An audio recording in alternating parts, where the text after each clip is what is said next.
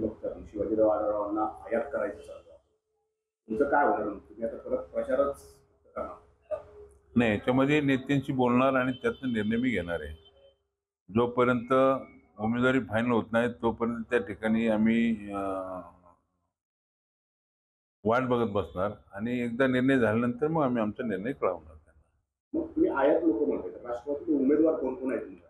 नाही, राष्ट्रवादीमध्ये तसे उमेदवार आमच्याकडे जर पाहिलं तर मग आता ज्यांना अनुभव त्यातले दिलीप वळसे पाटील आहेत, दिलीप मोहिते पाटील आहेत, आणखीन एखादा ज्येष्ठ कोण एक नेता असेल त्यांना माझ्यासारखा काम करणारा त्या ठिकाणी आहे की मी लोकसभेला लावलेली, विधानसभेला लावून त्या ठिकाणी निवडून आलेले, महापौर झालेले, या सर्व गोष्टी विचार करून त्या ठिकाणी अनुभव आम्हाला सुद्धा आहे. जर समजा तुम्ही दुसरा आयात करत असाल तर मग त्यापेक्षा मग ती जागा भारतीय जनता पार्टी देऊन टाकायला महेशला गेला, तुम्ही त्या ठिकाणी उमेदवारी द्या, त्याचं काम करायला मी समर्थ आहे. कारण शेवटी भोसरी आणि भोसरीचा परिसर पाहिल्यानंतर त्या परिसराच्या लागून असणारे खेड असेल, आंबेगाव असेल, जुन्नर असेल किंवा शिरूर हवेलीचा भाग असेल, ह्या सर्व भागात त्या ठिकाणी काम करायला एक चांगल्या प्रकारे आमचे संबंध आहेत.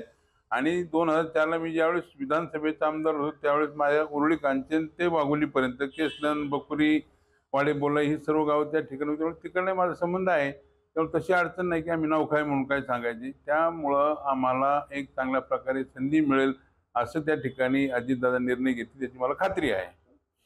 सलग 2 विधानसभामध्ये तुमचा पराभव केला तरी तुम्ही प्रचार करणार नाही? हे बघा, काही गोष्टी आहेत तर पाठीमागं वळून जाण्यापेक्षा त्या ठिकाणी येणाऱ्या गोष्टीला एक नेहमी प्राधान्य द्यायचं आणि पाठीमागची गोष्ट उघडीत बसून त्या ठिकाणी नात्या गोत्यामध्ये आणखीन विशिष्ट निर्माण होण्यापेक्षा कुठेतरी आपण एकत्र येऊ आणि चांगल्या प्रकारे निर्णय घेऊ, त्यातनं चांगलं घडेल याची भावना त्या ठिकाणी मला वाटते. कारण एक मी ज्येष्ठ त्या ठिकाणी असल्यामुळं मलाही वाटतं की आता कुठेतरी आम्ही थांबलं पाहिजे आणि एकत्र हाताहात घालून काम केलं पाहिजे.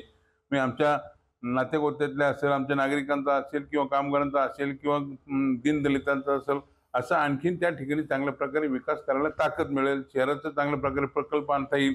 या सर्व गोष्टी जर करायच्या असेल तर आम्हाला एकत्र येणं गरजेचं आहे.